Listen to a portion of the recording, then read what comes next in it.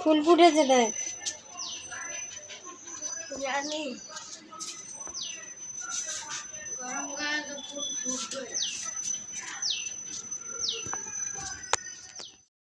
Hello friends, welcome to our channel. কেমন আছেন সবাই? অনেক দিন পরে একটা ব্লগ করছি।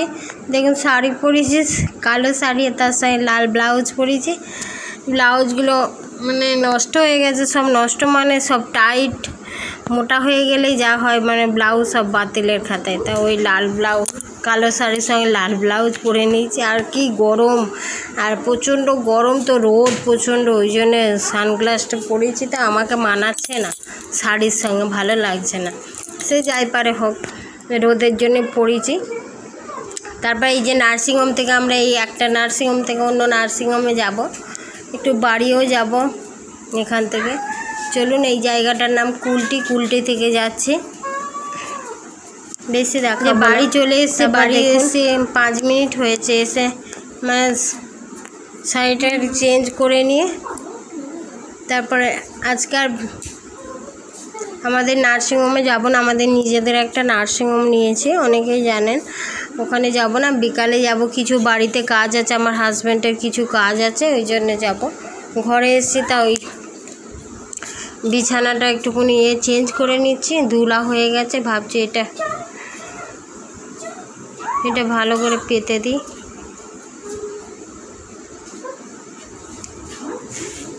পাতবো না, ওটা তুলেই দিই, ধুলা হয়ে গেছে দেখছি, অনেক দিন পাতা আছে, মানে বাড়িতে থাকা হয় না, তো ওই জন্যে কাজ টাজ করে নি। ঘরটাকে রং করলাম, এসি লাগালাম, থাকবো বলে, আর ভাগ্যে আর জুটছে না। সেই আসা যাওয়া গরমের মধ্যে কি কষ্টের জীবন, আর ভালো লাগছে না। মানে কবে আমরা বুঝে একটু বড় লোক হবো কি জানি, ভগবান আমাদের কবে যখন দিন দেবে তখনই হবো। আর দুঃখ করে কি হবে, ভাগ্যে এখন কপালে আমাদের ছাগলের মতো এদিক ওদিক করার সময়। এখন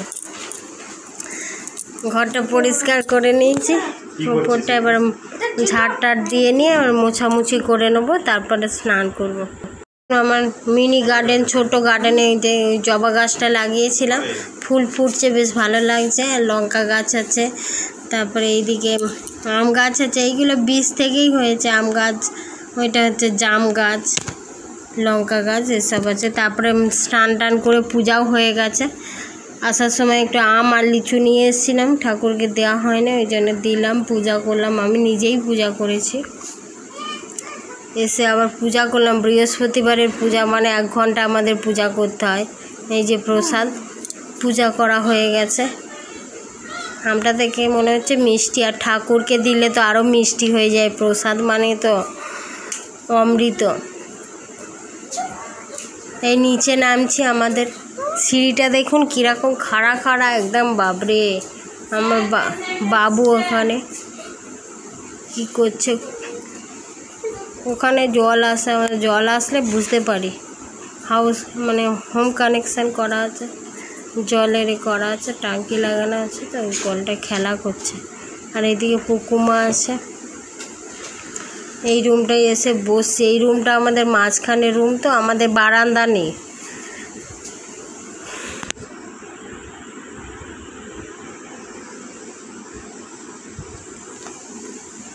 বসে আগে একটুখানি প্রসাদ খেয়ে নেবো, তারপরে করবো, তারপরে একটুখানি,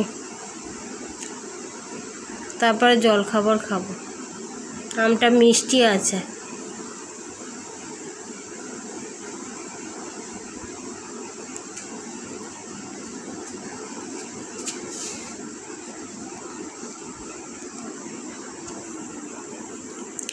তারপরে প্রসাদও খাওয়া হয়ে গেছে, জলখাবারও খাওয়া হয়ে গেছে। রুটি তরকারি করে রেখেছিলাম, আমার শাশুড়ি মা খেয়েছে। আর এদিকে পটল ভাজা হবে, আর ভেন্ডি চচ্চড়ি হবে। এই সবজিগুলো নিয়ে এসছে, এদের রান্না বান্নাও করা হয়ে গেছে। ভেন্ডি আলু চচ্চড়ি করেছি, আর যে পোস্ত, আলু পোস্ত, ওই ঝিঙা আলু পোস্ত করেছি। আমার মেয়ে ঝিঙা খায় না, বেছে রেখেছি।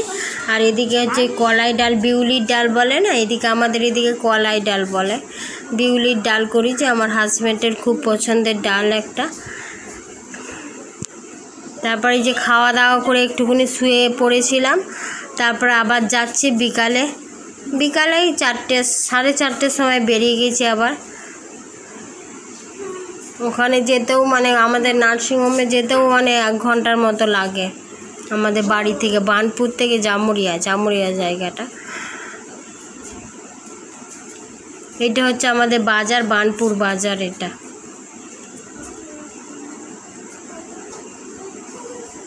এই রাস্তাটা এত জ্যাম থাকে, সরু মতো রাস্তা তো প্রচুর জ্যাম থাকে।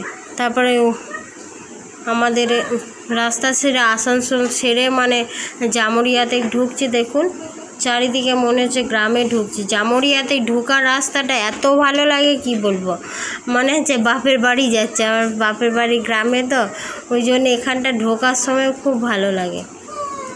দেখুন পুরো মাঠ, দুদিকে মাঠ আছে, বেশ গাছপালা আছে, ঠান্ডা পরিবেশ। তারপর এই যে এসে গেছি, কিছুটা দূরে এসে চলে এসেছি। 1 ঘন্টার মতো লেগেছে, ওখান থেকেও অনেকটাই ভেতরে। এইটাই নার্সিংহোম আমাদের ভিতরে। এই যে নার্সিংহোম, সামনে বিরাট বড় জায়গা আছে। এই যে নার্সিংহোম, রুমে চলে এসেছি, সে একটু বসেছি।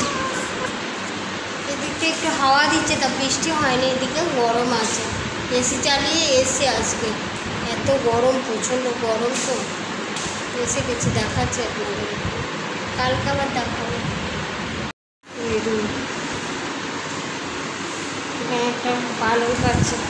এই রুমটা আমরা থাকি, গুছানো হয়নি, এলোমেলো হয়ে আছে কাপড় জামা।